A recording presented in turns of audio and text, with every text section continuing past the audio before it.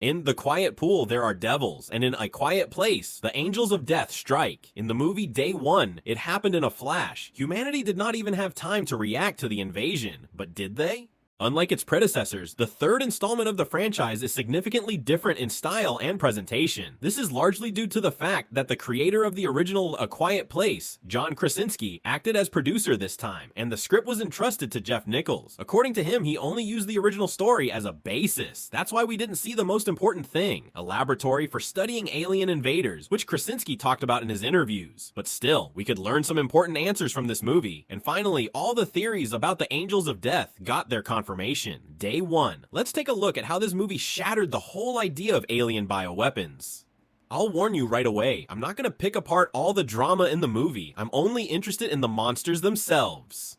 If you agree with me, I promise it will be interesting. I'm going to start. In order to avoid misunderstandings, I need to be clear. Uninvited guests, i.e. monsters, are called angels of death. This nickname was given to them by the media in the first movie. You can see it in the headlines. I want to start with numerous interviews with John Krasinski because it was in his head that the idea for A Quiet Place was born. When the first part was released, audiences loved it, and with a budget of $17 million, it grossed an impressive $341 million at the box office. Of course, after such a success, it was not long to wait for the sequel, but when watching the movies, the question always arose where the army was. Why a year after the attack, we see only the remnants of human civilization. Krasinski then said that the reason for the number of angels of death, as you already know, happened after the meteor shower. It was the way the monsters came to Earth. Chaos broke out in the cities. People were not ready to take the blow. Angels of death fell from the sky, not in a chaotic order. According to Krasinski, scientists quickly noticed a certain sequence. First, the meteorites fell only on land. None fell into the sea or ocean. Second, the meteor shower was intense in densely populated cities, while small settlements usually received only one meteorite. This is exactly what we were shown in the third film. In the sky above New York City, you can see hundreds of meteorites on which the angels of death flew, in this case without thinking that they can be called meteorites. Only this method of transportation is unknown to mankind. But in the second film, due to the fact that the action took place in a small town, we saw only one unidentified object in the sky, so it is safe to say that in the third film we saw confirmation of the words of John Krasinski. Did the angels of death really know where and in what order they would land on Earth? And the second, no less important question,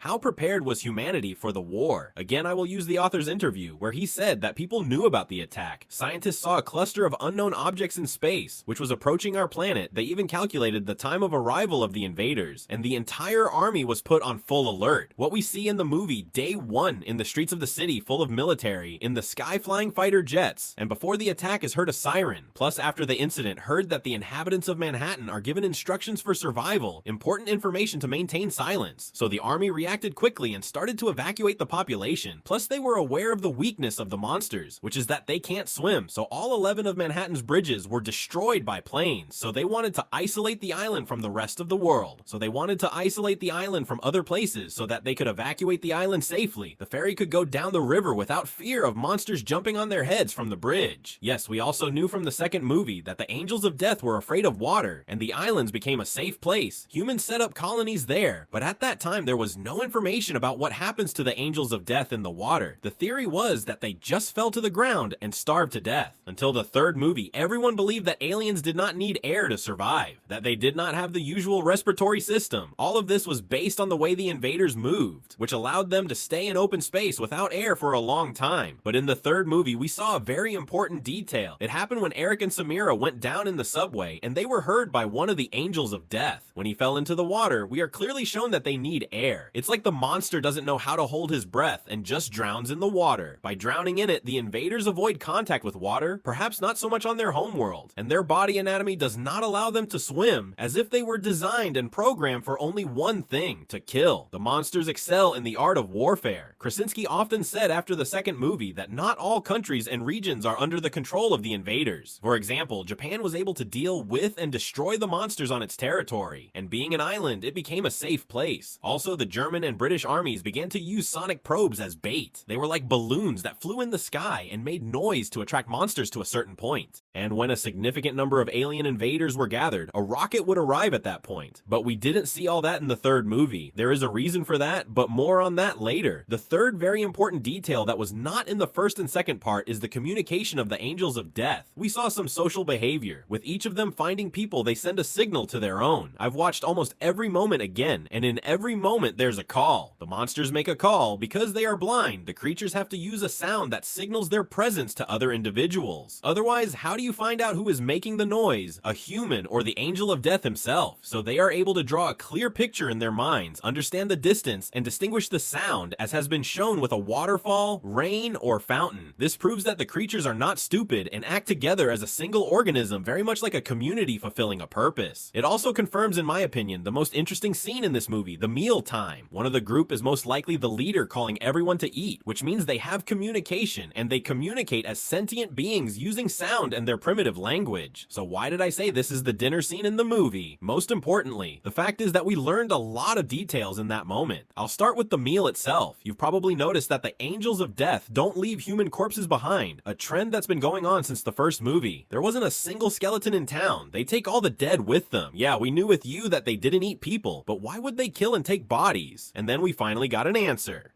Angels of Death are an invasive species modeled after a colony of leafcutter ants. These ants are considered the pinnacle of insect evolution. They bring fresh leaves into the hive every day, but they cannot digest them. Instead, the leaves go into a fungus that breaks down the cellulose and turns it into usable sugars and proteins. The Angels of Death bring corpses, human and animal, to their nest. We see how a poor bird is slowly digested into a pink substance, from which mushrooms sprout, which are the main source of food. This means that these monsters are social. Of course, it is not quite clear if it is a mate or just a leader, but this Angel of Death watching over the entire mushroom is much larger than normal individuals. This can be easily compared even by the size of the head. It is just huge. Also, on the surface of the shell, you can see a white patina, like mold or spores. So this alpha brought spores to our planet to spread the fungus.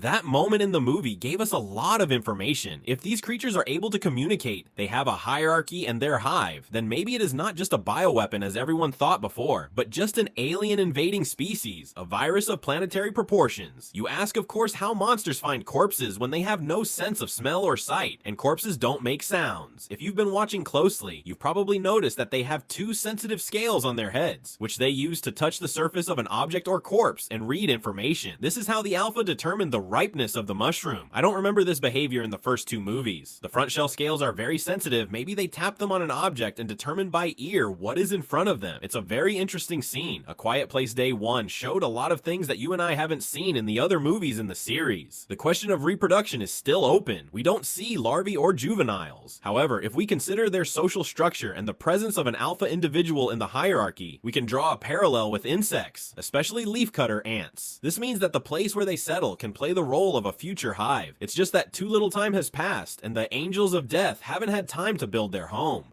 In their colony, there are soldiers. There is a defense of the hive, which means that somewhere there is a mother, a queen, who must be responsible for the creation of new offspring, otherwise there is no point in their attack. And this queen is probably very clever to have planned the attack. She had to create a flight path, find out information about the Earth, about the presence of living organisms on the planet in sufficient quantity to feed the entire colony, where the cities are located, the number of settlements, and much more. The queen gives the orders, and the queen is in charge of the colony, plain and simple. The Angels of Death came from deep space, most likely in a state of stasis during the entire flight. Their body feature, a super tough shell, allowed them to survive the fall. They awoke immediately and began their journey to total domination. The presence of fungi proves that these species are invaders. Most fungi don't need soil. They are the most resilient organism, and the fact that the Angels of Death have a symbiotic relationship with fungi proves that they are hardly bioweapons. The new movie didn't give us all the answers, but we learned a lot. It's a shame that John Krasinski left the writer and director's chair. I was looking forward to his lab idea. He kept saying that on one of the US Army aircraft carriers, scientists had created a laboratory to study the Angels of Death. We would learn about anatomy and how humans wage war against invaders. But the first day turned into a drama and skipped the science fiction. Once again, the viewer is left alone with all his questions.